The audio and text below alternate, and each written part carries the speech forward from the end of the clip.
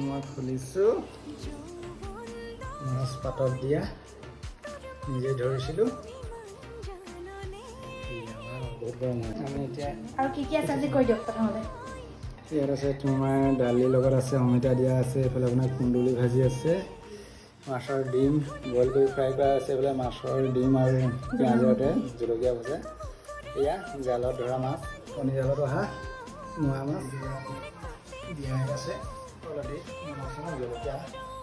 ৰচুন